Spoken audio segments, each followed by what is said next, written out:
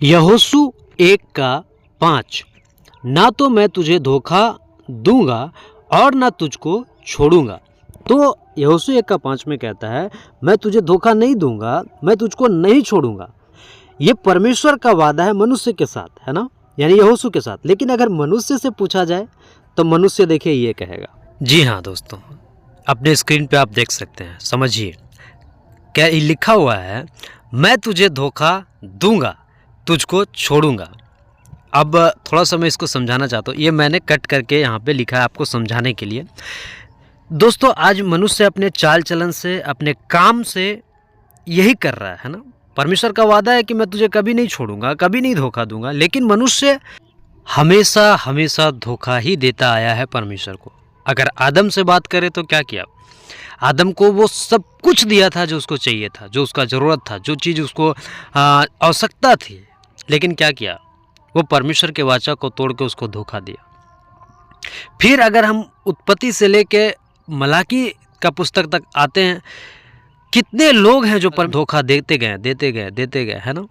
परमेश्वर उनके साथ सही था, लेकिन परमेश्वर को लोग धोखा देते गए, परमेश्वर को लोग छोड़ते गए। ये चलता था, ये चल रहा था।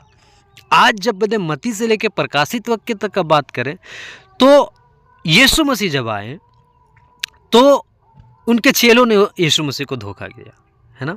मतलब यीशु मसीह को उनके चेलों लोगों ने ही धोखा दिया, है ना। विश्वास से भटक गए, छोड़ दिए परमेश्वर को, यानी यीशु मसीह को, है ना। तो ये छोड़ देता है ना, इसलिए मैं तुझे धोखा दूंगा, तुझको छोड़ूंगा। ये मनुष्य का स्वभाव, मनुष्य का काम यही है इस पृथ्वी पे। और परमेश्वर हमारे साथ कैसा है, सच्चा है। बोलता है ना, तुझे कभी नहीं छोड़ूंगा, है ना, तुझको धोखा नहीं दूंगा, नहीं छोड़ूंगा। आज हमें ये परमेश्वर से बातों को सीखना होगा, समझना होगा कि जिस तरह वो हमें नहीं छोड़ेगा, वो हमें धोखा नहीं देगा, हमको भी उसको धोखा नहीं देना चाहिए। आज हम लोग छोटी छोटी बातों में धोखा दे देते हैं, परमेश्वर के कार्यों में धोखा दे देते हैं, है ना। छोटे छोटे काम को हम नहीं कर पाते हैं जो करना चाहिए, परमेश्वर का योजना के तहत काम नहीं कर पाते हैं, लीडरशिप में काम नहीं कर पाते हैं, ताकि परमेश्वर का राज्य बढ़े। धोखा देने का मतलब एक ये भी हो गया कि आप परमेश्वर का काम सही से नहीं कर रहे हैं, तो उसको क्या कर रहे हैं, धोखा दे रहे हैं, और उसका काम को बिगाड़ रहे हैं, और उसका काम को डिले कर रहे हैं, लेट कर रहे हैं।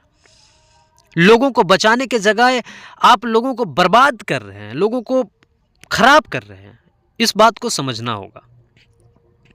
इसलिए मैंने स्क्रीन पे ऐसा आपको समझाने के लिए ये लिखा है, मैं तुझे धोखा दूंगा, तुझको छोड़ूंगा।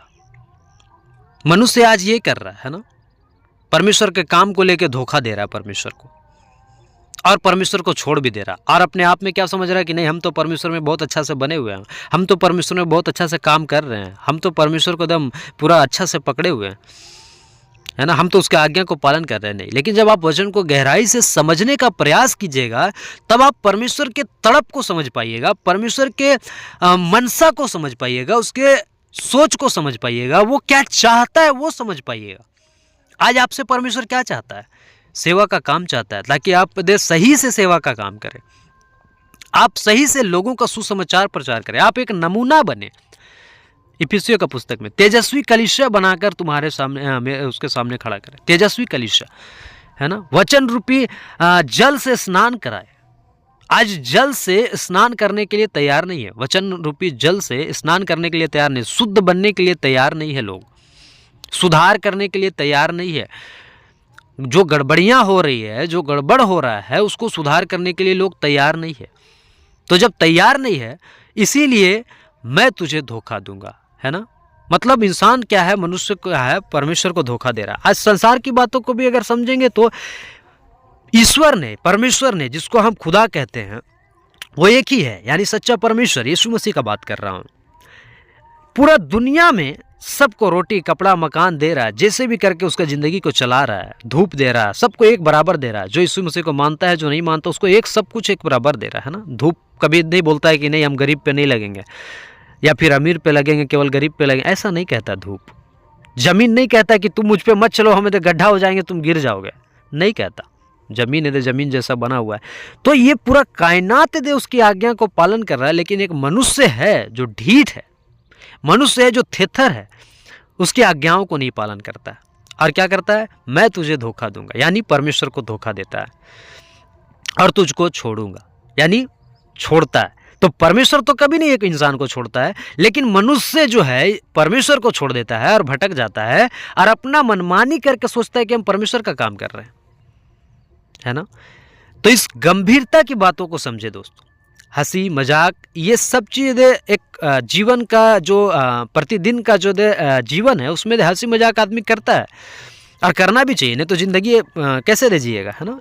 लेकिन हमको ये बात भी समझना होगा कि परमेश्वर का महत्वपूर्ण काम इस पृथ्वी पे क्या है जिसके लिए आपको चुना है।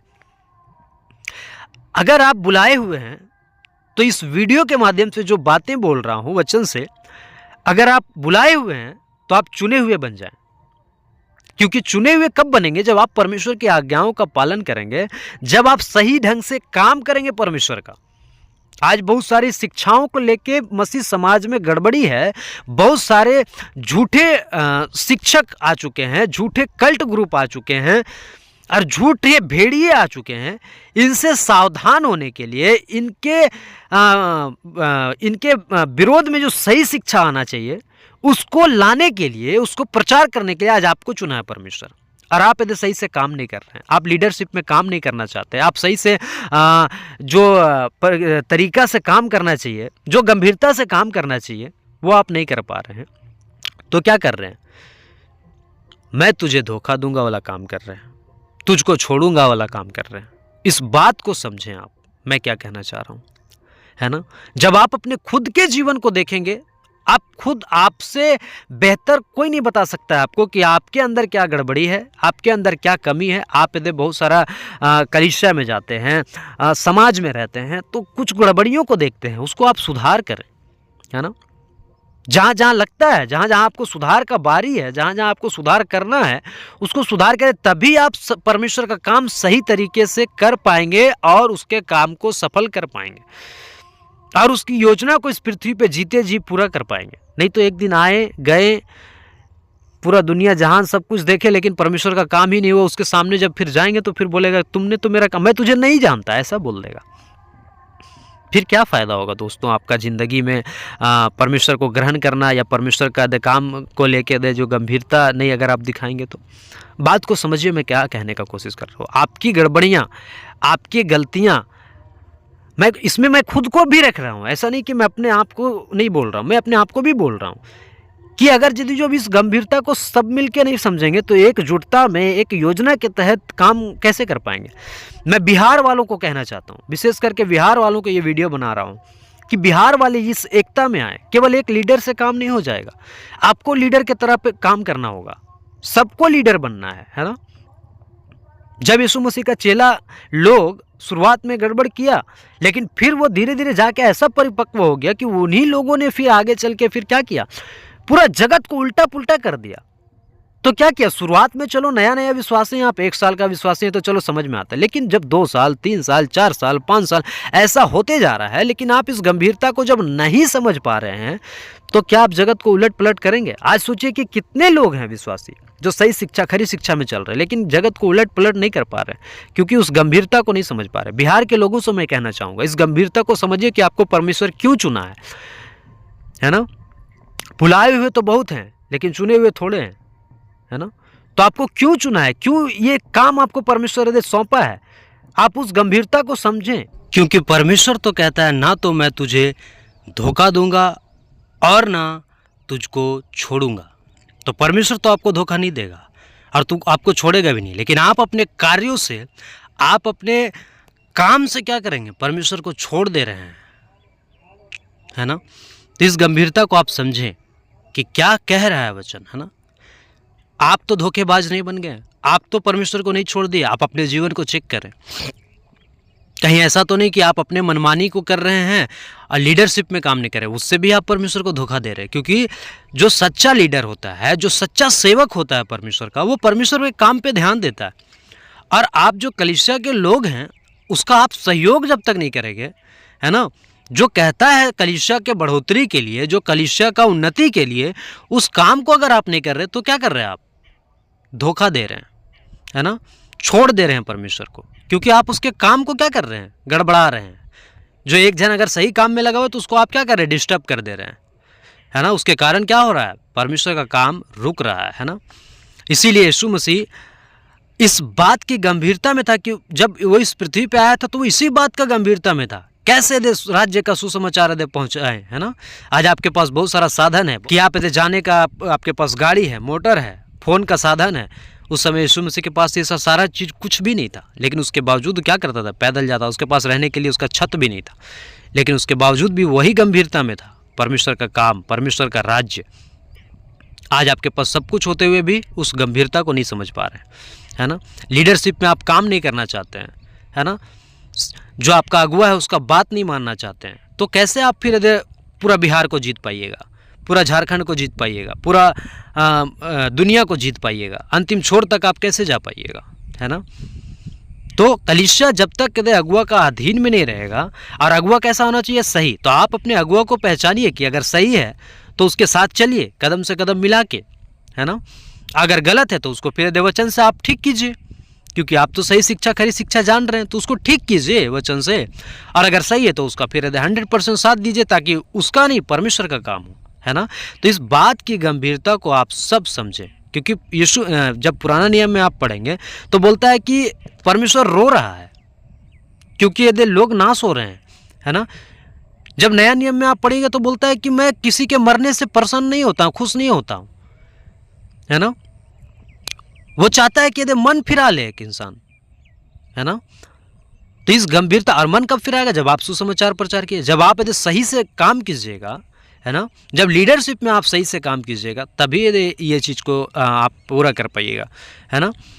एकता होना चाहिए, है ना। आज विश्वासियों में एकता नहीं है, एक दूसरे में फूट है, एक दूसरे पे दोष लगाने वाली बातें हैं। लेकिन वचन से सुधार करने के लिए लोग तैयार नहीं है ना। वचन से सुधार करना पड़ेगा, अपने खुद के व्यक्तिगत जीवन में सुधार करना पड़ेगा। डेली वचन पढ़ना, डेली यदि प्रार्थना करना, डेली यदि अपने स्वभाव को यदि दिन प्रतिदिन ठीक करना, ये सब चीज़ पे आपको व्यक्तिगत रूप से यदि काम करना होगा प्रतिदिन के जीवन में। एक दिन आप मीटिंग में चल गए, वहाँ जाके वचन सुन लिए, बहुत बड़का आप निहाल नहीं कर दिया, काबिल नहीं बन गए, है ना। या फिर यदि वहीं से आप सब कुछ यदि नहीं सीख गए, सब कुछ यदि मतलब A to Z नहीं हो गया, नहीं। आपको प्रतिदिन के जीवन में आपको वचन पढ़ना है, प्रार्थना करना है, गंभीरता को समझना है। जब आप प्रतिदिन के जीवन में प्रार्थना करेंगे, वचन को पढ़ेंगे, तब आप परमेश्वर के गंभीरता वाली कामों को समझ पाएंगे कि परमेश्वर आपके माध्यम से क्या करवाना चाहता है, क्या करना चाहता है, और परमेश्वर की क्या योजना है। आज इन सब बातों को आप नहीं समझ पा रहे, है ना। जिसके कारण क्या हो रहा है? जो चीज़ें ठीक होना चाहिए वो और गड़बड़ी होते जा रहा है ना। कलीसिया के झुंड में और गड़बड़ी होते जा रहा है ना। क्या सुधार होना चाहिए और दूसरा गड़बड़ी होते जा रहा है। सही शिक्षा, खरी शिक्षा को पाकर भी अगर आप गड़बड़ में हैं तो फिर तो दिक्कत हो जाएगा, है ना। इसलिए परमेश्वर की बातों को समझें, है ना। अब इसी वचन को हम पूरा कर दे रहे हैं, जो कि कहता है, तेरे जीवन भर कोई तेरे सामने ठहर ना सकेगा। जैसे मैं मूसा के संग रहा वैसे ही तेरे संग भी रहूँगा, और ना तो मैं तुझे धोखा दूंगा और ना तुझको छोड़ूंगा, है ना। तो देखिए, तेरे जीवन भर कोई तेरे सामने ठहर ना सकेगा।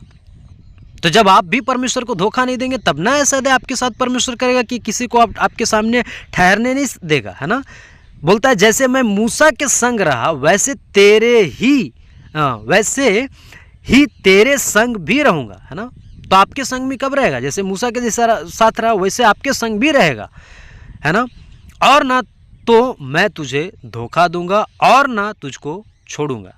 ये है पूरा वचन यहोशू 1:5 का, और इसका कनेक्शन है इब्रानियों 13:5 में, जो कि आप आराम से घर में पढ़ लीजिएगा। इस वीडियो को देखने के बाद आप जरूर अपने बाइबल में खोल के इन वचनों को पढ़ें, है ना। इस वचनों को मिलाएं, है ना। और जरूर इब्रानियों 13:5 भी पढ़ें और इस वचन को फिर से मनन और चिंतन करें अपने घर में, है ना। आशा करता हूँ इस वीडियो से आप कुछ समझे होंगे और अपने जीवन में सुधार भी करेंगे। मैं खुद इस वचन को पढ़ के, इन बातों को सुन के, वचन की बातों को मैं अपने जीवन में खुद बदलाव करूँगा। जो मेरे अंदर कमी घटी है ना।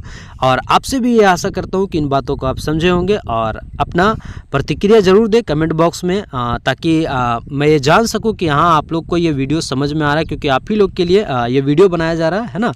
तो ज़रूर आप अपना प्रतिक्रिया भी दें और कैसा लग रहा है ये भी बताएं, अपना प्रतिक्रिया ज़रूर दें। और आशा करते हैं इस वीडियो से बहुत सारी चीज़ आप सीखे होंगे, परमेश्वर की बातों को, परमेश्वर के वचन को। फिर मुलाकात होगा एक अगले वीडियो में, तब तक के लिए सबको जय मसीह की।